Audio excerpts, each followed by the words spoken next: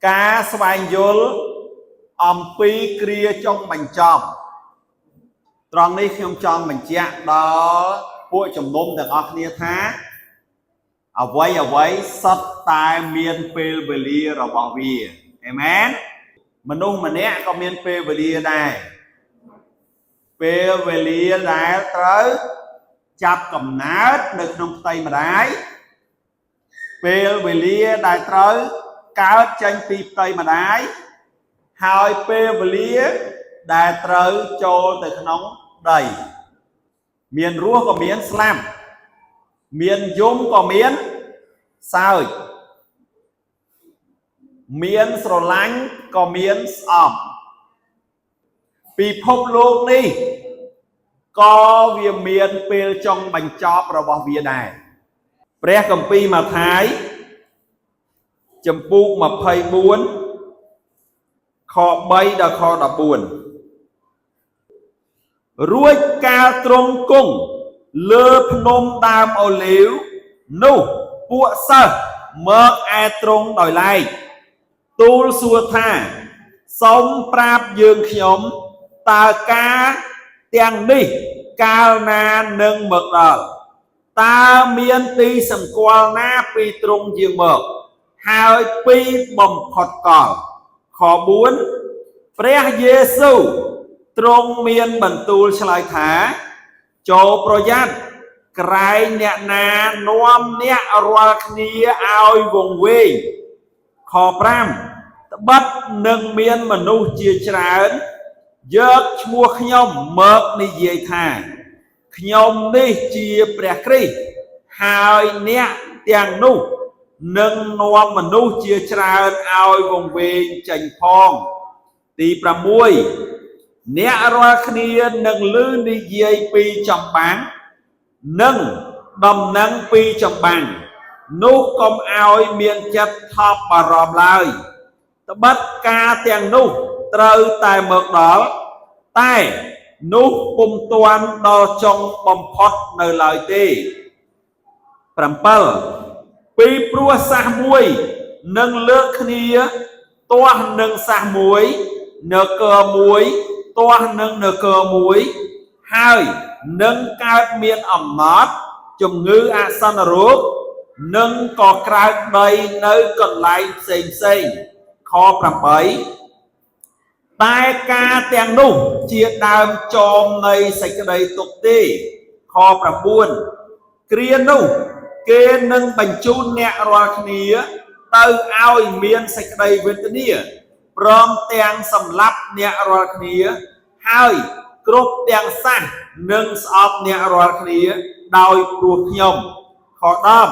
nơi kia nụ mình nụ chia tràn nâng rô viết chất chánh kê nâng bánh chun khía hai nâng sọp khía từ vinh từ mơ khó đập mùi con nâng miền hào ra khai chia tràn cao lên nôm ai mà nụ chia tràn mong về đây khó đập pi ruột đòi prua ca tổ từng chấm áp nâng chấm ra ơn chia tràn lại ban chia sạch đây sổ lanh rồi bọn mình nụ chia tràn nâng rồi sai ở tư khó đập bay tai nẹ na đà can chuộc đò rạp đò trong bầm phật vĩnh nụ ẩn nẹ nụ nâng ban sân crua khó đập buồn đầm năng lo ní đa sầm đai pi nơ cơ nâng trời pro cam prap tu tư cướp nông lục ấy tốt chia ti bần toal đo ở tiếng sang nụ nâng ban đo trong bầm phật amen xong a ti khan cho một nhom ở cuốn Pre Giêsu sầm rạp rạc ní đạiប្រអងបានផ្ដល់ឲ្យយើងខ្ញុំដើម្បីមកសរសើរនឹងការនឹងថ្វាយបង្គំព្រះអង្គហើយសូមឲ្យព្រះបន្ទូលព្រឹកនេះឲ្យយើងបានយល់ទាំងអស់គ្នាផងដែរកូនទូលថ្វាយក្នុងព្រះនាមព្រះយេស៊ូវគ្រីស្ទអាមែនតើអ្វីទៅជាគ្រាចុងបញ្ចប់ខ្ញុំចង់ប្រាប់ពួកជំនុំនៃក្រុមជំនុំបេសកកម្មដំណឹងល្អទាំងអស់គ្នាឲ្យបានយល់ត្រង់ចំណុចនេះថាពិភពលោកយើងផែនដីរបស់យើង កំពុងតែរំកិលបន្តិចម្ដងសន្សឹមទៅរកទីបញ្ចប់របស់វាហើយប៉ុន្តែនៅក្នុងព្រះគម្ពីរប៊ីបដែលជាព្រះបន្ទូលរបស់ព្រះអង្គម្ចាស់ព្រះយេស៊ូវគ្រីស្ទព្រះអង្គបានមានបន្ទូលប្រាប់យើងថានៅគ្រាចុងបញ្ចប់នឹងមានអ្វីកើតឡើងដូច្នេះនៅពេលដែលខ្ញុំនិយាយអំពីគ្រាចុងបញ្ចប់នេះមិនមែនចង់បំភ័យដល់ពួកជំនុំទាំងអស់គ្នាទេគឺចង់រំលឹកចង់ដាស់តឿនដល់ពួកជំនុំទាំងអស់គ្នាឲ្យពួកជំនុំទាំងអស់គ្នាភ្ញាក់ដឹងខ្លួនឡើងឲ្យពួកជំនុំទាំងអស់គ្នាបានភ្ញាក់ឡើងកុំឲ្យនៅបង្អែបង្អង់កុំឲ្យនៅដេកលក់តទៅទៀតកុំឲ្យសេចក្តីជំនឿរបស់យើងនៅតែទន់ជ្រាយតទៅទៀតកុំឲ្យយើងនៅតែទន់ខ្សោយតទៅទៀតក៏ប៉ុន្តែដើម្បីឲ្យយើងទាំងអស់គ្នាបានប្រឹងប្រៀបជាស្រេចនេះជាអ្វីដែលខ្ញុំចង់រំលឹកដល់យើងទាំងអស់គ្នាថាពេលវេលាអត់នៅយូរទេបើយើងវាស់វែងអំពីអាយុកាលរបស់មនុស្សនៅលើផែនដីសរុបទាំងអស់តែយើងអត់យកតាមអ្នកវិទ្យាសាស្ត្រទេយើងយកតាមអ្វីដែលព្រះគម្ពីរប៊ីបព្រះបានមានបន្ទូលនៅក្នុងគម្ពីរប៊ីបគឺព្រះទ្រង់បានបង្កើតអ្វីមក6ថ្ងៃហើយនៅថ្ងៃទី7គឺព្រះអង្គឈប់សម្រាកដូច្នេះបើយើងរាប់ចាប់ពីលោកអាដាមរហូតមកដល់សម័យបច្ចុប្បន្ននេះគឺយើងមានរយៈពេល6000ឆ្នាំហើយក្នុងមួយថ្ងៃរបស់ព្រះវាស្មើនឹង1000ឆ្នាំរបស់មនុស្សដូច្នេះ6000ថ្ងៃរបស់ប្រវត្តិសាស្ត្រមនុស្សគឺស្មើនឹង6ថ្ងៃដែលព្រះធ្វើការហើយ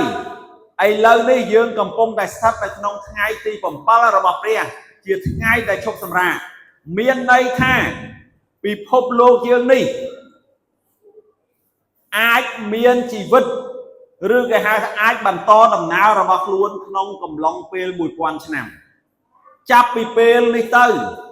ចន្លោះពេល1000ឆ្នាំយើងអត់ដឹងថាពេលណាទេដែលជាពេលចុងបញ្ចប់នៃផែនដីជាពេលដែលព្រះយេស៊ូវគ្រីស្ទ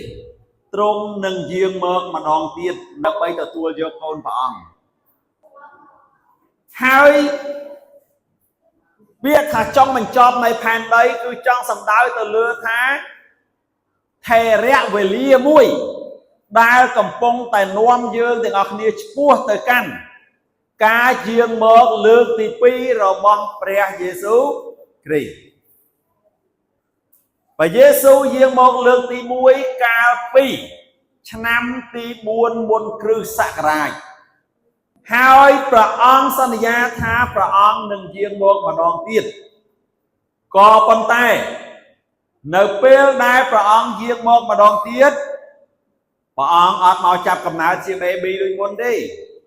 ព្រះអង្គអត់មកចាប់កំណើតនឹងស្ត្រីព្រហ្មចារីដោយសារព្រះវិញ្ញាណបរិសុទ្ធដូចមុនទេព្រះគម្ពីរកិច្ចការចំពុក1បានប្រាប់ថាព្រះអង្គទ្រង់យាងទៅឋានសួគ៌តាមបែបណាសន្តានបែបណាហើយព្រះអង្គយាងមកលើកទី2តាមសន្តានបែបនោះឯង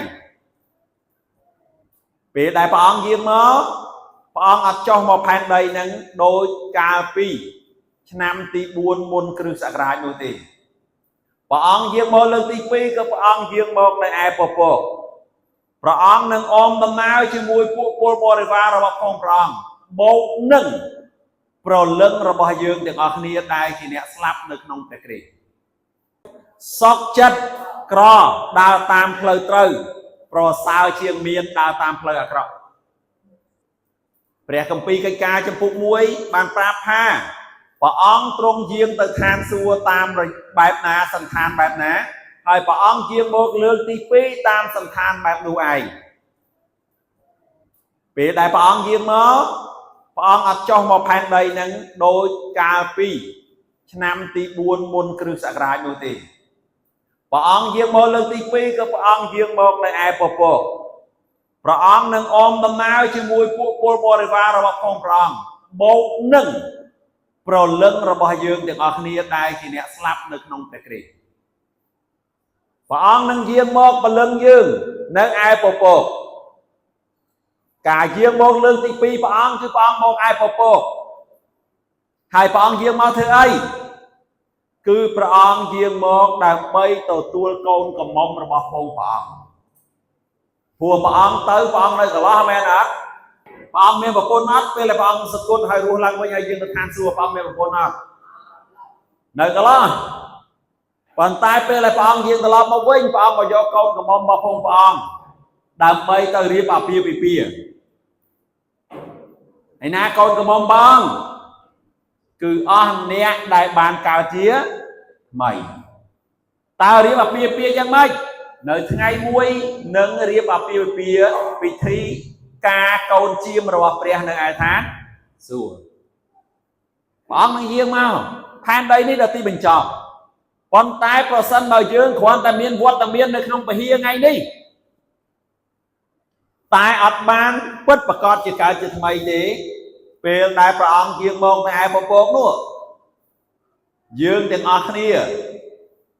មិនបានទៅជាមួយព្រះអង្គទេប៉ុន្តែបើយើងស្លាប់ដោយអត់មានព្រះពិតប្រកបពេលដែលព្រះអង្គយាងមកនោះពលឹងរបស់យើងអត់បានមកជាមួយព្រះអង្គទេ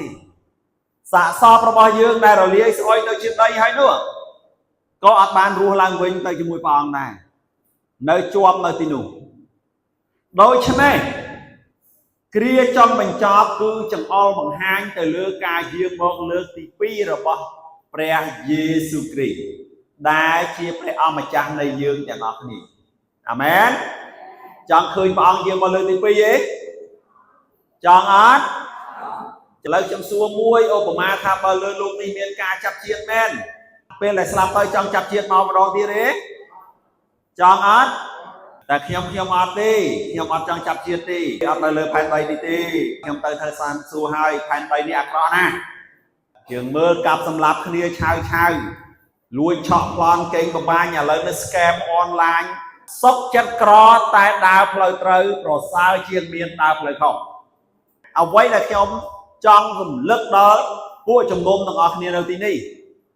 សូមឲ្យយើងភ្ញាក់រលឹកបើយើងមិនទាន់ច្បាស់ជាមួយព្រះទេសូមចាប់ផ្ដើមច្បាស់ជាមួយព្រះពីពេលនេះទៅព្រោះផែនដីនឹងនឹងរលាយទៅផែនដីនឹងនឹងដល់ទីបញ្ចប់ផែនដីនឹងនឹងត្រូវបំផ្លាញផែនដីនឹងនឹងត្រូវអស់ជីវិតរបស់វានៅថ្ងៃមួយសូមឲ្យយើងត្រៀមទាំងអស់គ្នាទីសម្គាល់នៅថ្ងៃទីបញ្ចប់តើមានទីសម្គាល់អីខ្លះនៅថ្ងៃទីបញ្ចប់ដើម្បីថាដល់ទីបញ្ចប់តើយើងឃើញទីសម្គាល់អីខ្លះតាមខកពីដែលយើងអានអំបញ្ញមិញនៅក្នុងកពីម៉ាថាយចំពុក24អំបញ្ញមិញគឺយើងឃើញថាចំណុចទី1គឺយើងឮអំពីសង្គ្រាមរាល់ថ្ងៃឮអត់ថៃឈ្លានពានទឹកដីកម្ពុជាថ្មីនេះរុស្ស៊ីឈ្លានពានទឹកដីអ៊ុយក្រែនមិនទាន់ចប់មិនទាន់អស់ទេខ្ញុំនិយាយពីសង្គ្រាមរវាងប្រទេសនិងប្រទេសមានអីទៀតនគរមួយលើកគ្នាទាស់នឹងនគរមួយមានន័យថាដូចជានៅប្រទេសភូមាមិនអង្លៀងហើយនឹងពួកការ៉ែនឥឡូវយើងមើលអ៊ីរ៉ង់ប្រជាពលរដ្ឋលើគ្នាបាតកម្មច្បាំងគ្នាឯងសម័យខ្មែរក្រហមប្រទេសយើងឃើញថាសិតតែជាព្រឹត្តិការណ៍ទាំងអស់ដែលយើងគួរតែចាប់អារម្មណ៍មិនមែនកើតឡើងដោយអត់មានការកំណត់ទុកទេចឹងហើយបានជាយើងសំខាន់យើងទាំងអស់គ្នាត្រូវមានព្រះឲ្យពិតប្រាកដនៅក្នុងជីវិតរបស់យើងអាមែនអត់បើយើងអត់មានព្រះទេយើងបញ្ហាហើយមានរឿងអីទៀតក្រៅពីសង្គ្រាមយើងនឹងឃើញពីគ្រោះទុរភិក្សមានការរញ្ជួយដី ប្រទេសយើងមិនដែលធ្លាប់មានការរញ្ជួយដីទេមែនទេតែឥឡូវនេះមានការរើកដោយកន្លែងបាទមានការរើកដោយកន្លែងឥឡូវនេះបាទស្ងាត់ដោយកាលមុនជួយអីប្រទេសថៃផ្អើលមកដល់កម្ពុជាយើងនៅណាដូចជានៅវងសោមហ្នឹងណាបាទប៉ោយប៉ែតបាទដូចជាអង្គើដល់យើងដែរហ៎ប្រហែលឆ្នាំមុននោះនៅរតនគិរីនោះអង្គើដែរបាទវាចេះតែចូលឡើយអត់មានអីថិតថេរទេណាហើយមានអីទៀតគ្រោះកាចសាហាវផ្សេងមិនមែនជាគ្រោះទូរភឹកទេប៉ុន្តែជាគ្រោះកាចផ្សេងនឹងកើតឡើងមានអីទៀតគេហៅថាការលែងគោរពច្បាប់នឹងក៏កាន់តែកើនឡើងច្រើនឡើងមានសេចក្តីបង្រៀនคล้ายក៏កើតឡើងច្រើនឡើងហើយទាំងអស់នឹងពិចារណាមើលទៅសពថ្ងៃនឹងពិចារណាមើលទៅមានទាំងអស់ហើយប៉ុន្តែសួរថាដល់ចំបញ្ចប់នៃផែនដីនឹងនៅទេអត់ទាន់ទេវាគ្រាន់តែជាសញ្ញាសម្គាល់បង្ហាញថាចិត្តដល់ហើយបើនៅក្នុងព្រះគម្ពីរវិញប្រាប់ថាវាជាដើមចមនៃទុក្ខលំបាកតែប៉ុណ្ណោះដើមចមមានន័យថាការចំណុចចាប់ផ្ដើមនៃទុក្ខលំបាកតែប៉ុណ្ណោះអញ្ចឹងយើងសំណាំទីសម្គាល់ទាំងអស់នឹងទុក្ខហើយខ្ញុំរាល់ថ្ងៃខ្ញុំអត់ខ្លាចទេរឿងអីដែលកើតឡើងទាំងអស់ខ្ញុំអត់ភ័យទេខ្ញុំអត់ព្រួយទេហេតុអីព្រោះខ្ញុំស្គាល់រួចហើយខ្ញុំដឹងហើយខ្ញុំអានកាពីព្រះបន្ទូលព្រះអង្គប្រាប់អញ្ចឹងរួចហើយតែខ្ញុំទៅភ័យធ្វើអីទៀតតែខ្ញុំទៅខ្លាចធ្វើអីទៀតតើអ្វីជាទីសម្គាល់បង្ហាញថាគ្រាចុងក្រោយចិត្តម្ដងហើយគ្រាចុងបញ្ចប់ចិត្តម្ដងហើយឮពីសង្គ្រាមឮពី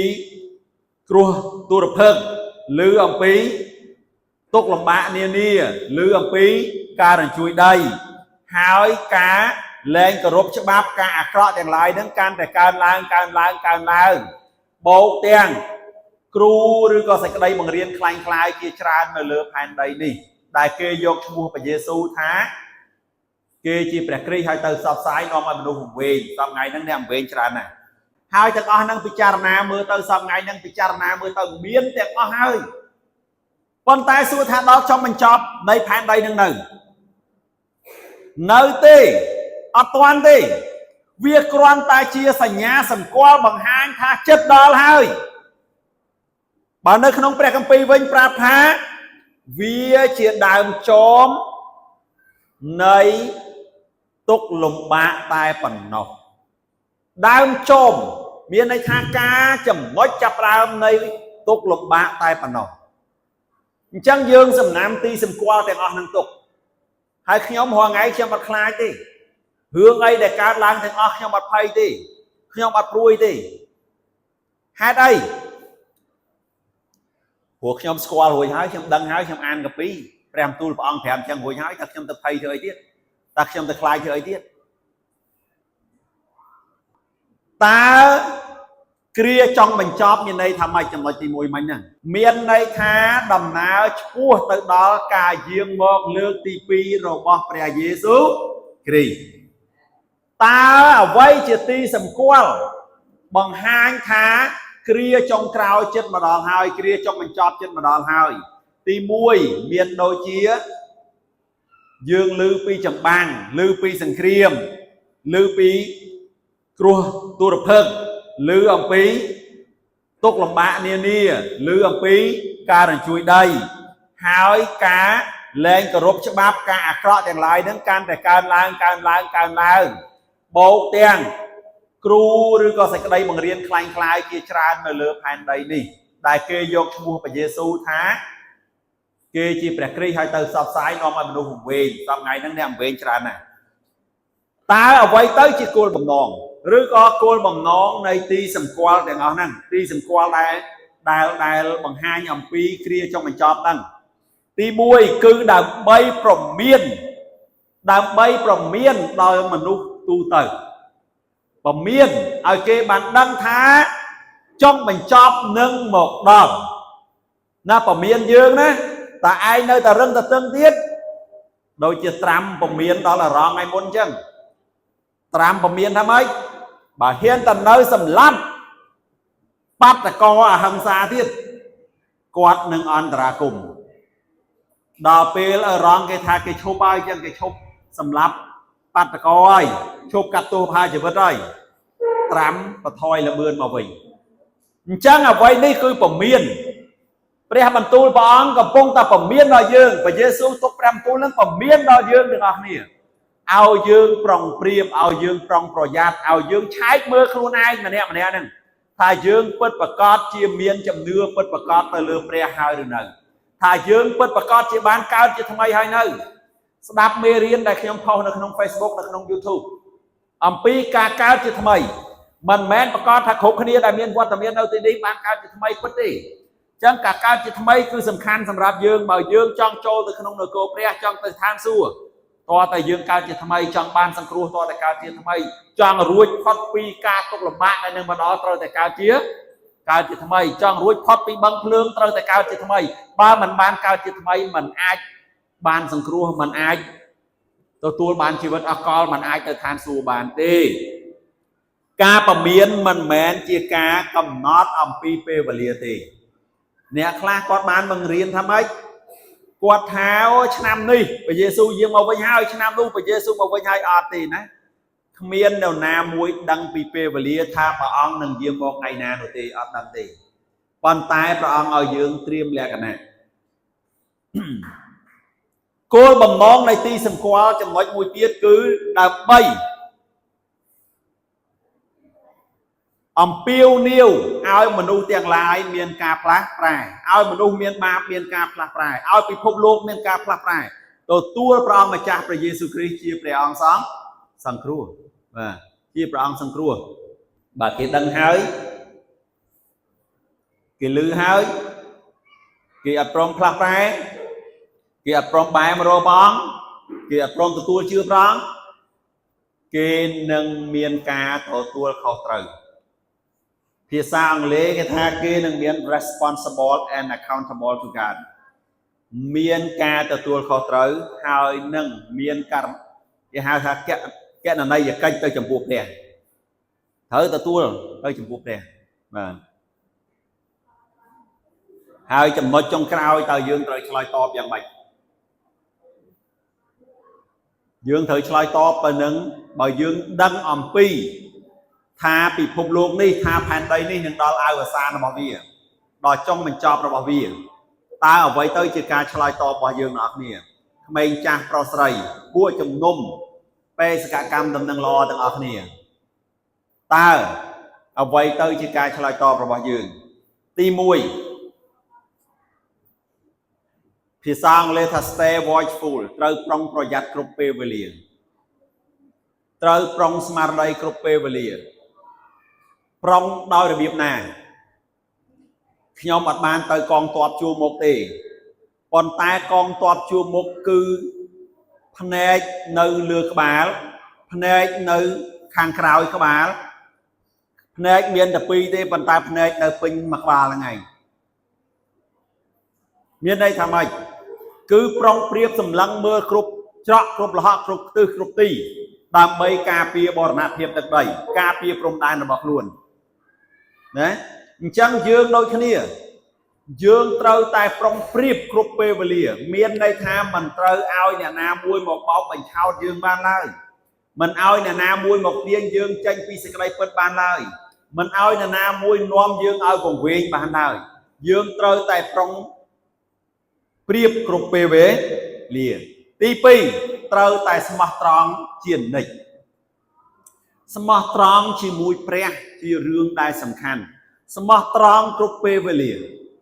មិនថាក្នុងពេលស្រណុកសុខស្រួលមិនថាក្នុងពេលលំបាកនោះទេគឺយើងត្រូវតែស្មោះត្រង់ជាមួយនឹងព្រះអង្គព្រះអង្គតែងតែស្មោះត្រង់ជាមួយយើងដូច្នេះសូមឲ្យយើងទាំងអស់គ្នានៅតែបន្តស្មោះត្រង់ជាមួយនឹងព្រះអង្គនៅពេលដែលយើងក្រក៏យើងស្មោះត្រង់នៅពេលដែលយើងឈឺក៏យើងស្មោះត្រង់នៅពេលដែលយើងជំពាក់បំណុលរបស់គេក៏នៅតែស្មោះត្រង់នៅពេលដែលយើងទទួលបានអ្វីគ្រប់យ៉ាងក៏យើងនៅតែស្មោះត្រង់ចឹងរក្សាភាពស្មោះត្រង់របស់យើងជាមួយព្រះជានិច្ចហើយទី3 ផ្ដាច់ញាចិត្តចំពោះដំណឹងល្អផ្ដាច់ញាចិត្តចំពោះដំណឹងល្អមានន័យថាម៉េចសូមឲ្យយើងនាំដំណឹងល្អពីសេចក្តីសង្គ្រោះដំណឹងល្អរបស់ព្រះអង្គម្ចាស់យេស៊ូវគ្រីស្ទទៅប្រាប់ដល់មនុស្សដែលកំពុងតែបាត់បង់ទៅប្រាប់ដល់អ្នកជិតខាងរបស់យើងទៅប្រាប់ដល់សាច់ញាតិរបស់យើងទៅប្រាប់ដល់គ្រួសាររបស់យើងដល់ប្តីយើងដល់ប្រពន្ធយើងដល់កូនរបស់យើងយើងត្រូវតែបដិញ្ញាចិត្ត 100% ជួបមួយនិយាយជួបមួយនិយាយមួយជួបពីរនិយាយពីរជួបបីនិយាយបីជួបតាណានិយាយទៅនោះគឺនិយាយអំពីព្រះនិយាយអំពីដំណឹងល្អប្រាប់គេកុំឲ្យគេស្លាប់ទៅទាំងមិនបានស្គាល់ព្រះកុំឲ្យគេស្លាប់ទៅទាំងជាប់អំពើបាបខ្ញុំតែងតែនិយាយឲ្យទៅតាណាក៏ដោយខ្ញុំមិននិយាយថាអ្នកឯងកាន់សាសនានេះកាន់សាសនានោះស្លាប់ទៅឋាននរកខ្ញុំមិននិយាយទេខ្ញុំនិយាយតែម្យ៉ាងទេមនុស្សដែលស្លាប់ទៅជាប់មានបាបកន្លែងដែលទៅមិនផុតពីឋាននរកទេតែមនុស្សដែលបានសង្គ្រោះគឺអ្នកដែលទទួលលឺព្រះយេស៊ូវគ្រីស្ទអត់ទោសអំពើបាបឲ្យទាំងអស់នោះបានទៅឋានសួគ៌តែអ្នកអត់បានសុំការអត់ទោសពីព្រះយេស៊ូវអត់ជឿអត់ដើរតាមព្រះយេស៊ូវអត់បានអត់ទោសអំពើបាបឲ្យអ្នកនោះជាប់មានអំពើបាបអ្នកណាជាប់មានបាបស្លាប់ទៅគឺទៅបឹងភ្លើងគឺទៅឋាននរករងទុក្ខវេទនាដល់អស់កលជានិច្ចអញ្ចឹងសូមយើងទាំងអស់គ្នាយកដំណឹងល្អពីសេចក្តីសង្គ្រោះទៅប្រាប់មិត្តភ័ក្តិរបស់យើងប្រាប់សាច់ញាតិរបស់យើងប្រាប់បងប្អូនរបស់យើងប្រាប់អ្នកជិតខាងរបស់យើងកុំភ្លេចប្រាប់គេឲ្យសោះយ៉ាងហោចណាស់មួយអាទិត្យប្រាប់គេបានតែម្នាក់ក៏បានដែរគេជឿមិនជឿអាហ្នឹងមិនដឹងធ្វើម៉េចទេតែកុំភ្លេចប្រាប់គេត្រូវតែប្រាប់គេហើយចំណុចមួយដែលខ្ញុំចង់បញ្ជាក់ប្រាប់ថាពេលដែលយើងប្រាប់គេអំពីព្រះយេស៊ូវកុំឲ្យមានគំនិតមួយថានៅមនុស្សណាដែលខ្ញុំនិយាយមនុស្សនោះត្រូវតែជឿកុំឲ្យមានគំនិតអញ្ចឹងបើមានគំនិតអញ្ចឹងយើងនឹងបាក់ទឹកចិត្តប៉ុន្តែយើងត្រូវធ្វើថាខ្ញុំមិនខ្មាស់ក្នុងការប្រាប់ដំណឹងល្អទេទោះបីគេជឿឬក៏គេមិនជឿអានោះជារឿងរបស់គេទុកឲ្យគេជាមួយព្រះចុះតែត្រូវមាននៅក្នុងចិត្តថាឲ្យតែខ្ញុំជួបខ្ញុំត្រូវតែប្រាប់ឲ្យតែខ្ញុំជួបខ្ញុំត្រូវតែប្រាប់រឿងជឿមិនជឿទុកឲ្យព្រះនឹងគេទៅចុះបាទអញ្ចឹងនេះជាអ្វីដែលខ្ញុំចង់លើកទឹកចិត្តដល់ពួកជំនុំទាំងអស់គ្នានៅថ្ងៃនេះគឺឲ្យយើងស្វែងយល់អំពីគ្រាចុងបញ្ចប់នៃពិភពលោកយើងនេះគ្រាចុងបញ្ចប់ចំណុចទី1គឺមានន័យថាដំណើរឆ្ពោះទៅដល់ការយាងមកលើកទី2របស់ព្រះយេស៊ូវទីសម្គាល់នានាអំពីគ្រាចុងបញ្ចប់គឺយើងឃើញមានសង្គ្រាមកើតឡើងយើងឃើញគ្រោះទុរភិក្សកើតឡើងយើងឃើញនឹងជួយដីយើងឃើញជំងឺអាសន្នរោគផ្សេងណាលាក់នឹងលាក់ហើយមានការអីទៀតមានការលែងមានការអាក្រក់ចេះតែកើតឡើងច្រើនហើយក៏ដូចគ្នាគ្រូខ្លាំងហោរាខ្លាំងជាច្រើនហើយគោលបំណងនៃ